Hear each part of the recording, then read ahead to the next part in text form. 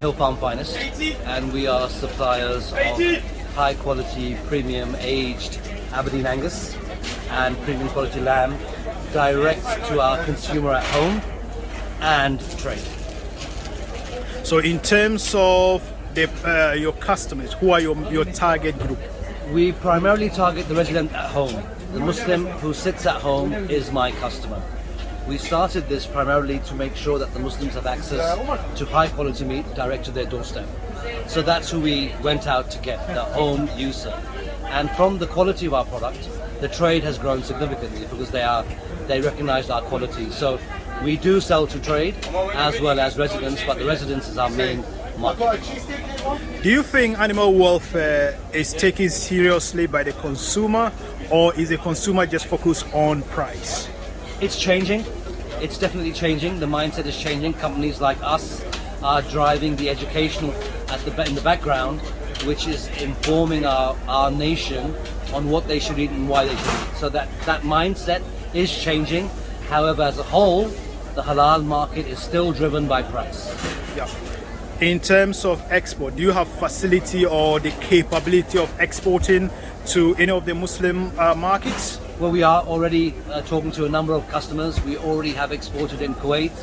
We have a license for Dubai, and we are looking at Qatar and Saudi Arabia as well. So absolutely, we have the capacity and the ability to export. Good morning. Can you tell us a little bit about yourself or the company you represent? So here we are representing Euro Quality Lambs. We are the largest Muslim-owned lamb abattoir in Europe. We're based in Shropshire in the West Midlands.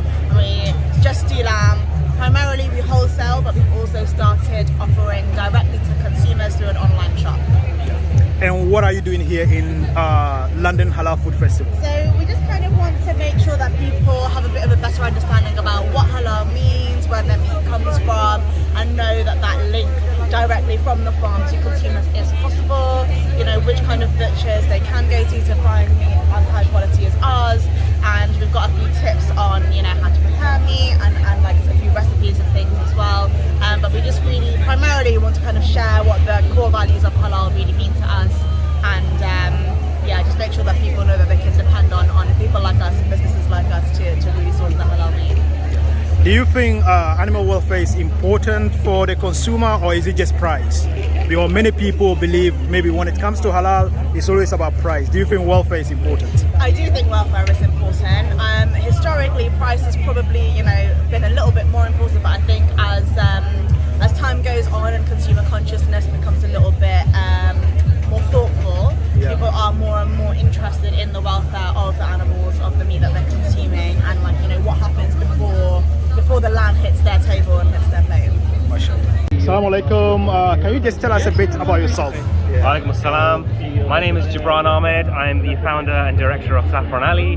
We are a meats company which sell meats to Muslim consumers in the UK, and we focus on animal welfare and very high quality products.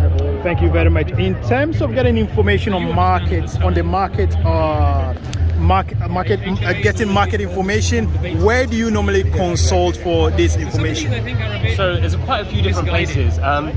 We work with a couple of very big wholesalers who are very transparent with us. We've built a very good relationship with them. So just honesty, they tell us what the prices are, what they're buying for, what they're selling at. It's always good to know people like this. But of course, you always need some sort of independent, external verifying person. And we've found AHDB,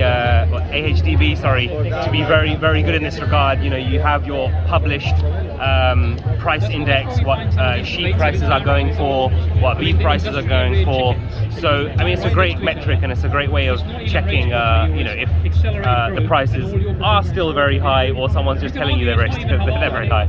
And in terms of your market, who are your main consumers? Is it the younger consumer, the older consumer? What is the consumer looking for? Is he looking at the price, or they are looking for quality? So it's very interesting. We're still a very young business, so we're kind of figuring that out.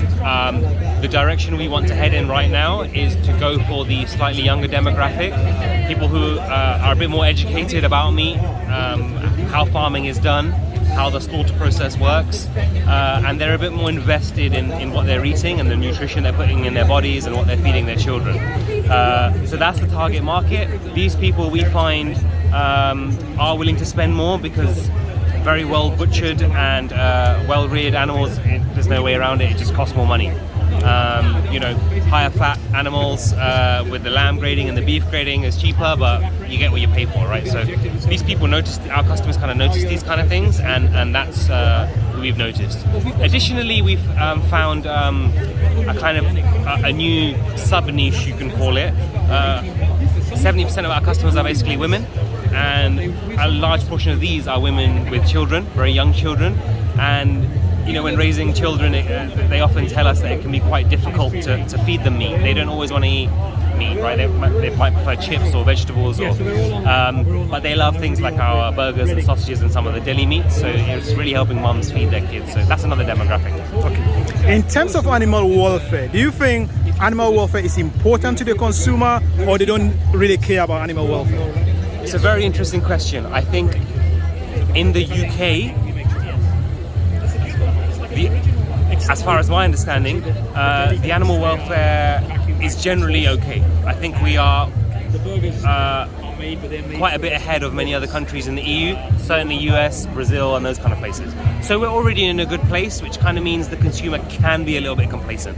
But still, if the consumer wants the best animal welfare, the most nutritious meat, animals that have been treated in the best way possible, certainly they want to be asking questions and figuring out more about the process and the farmers, etc. So it's a niche, but it's growing, I would say.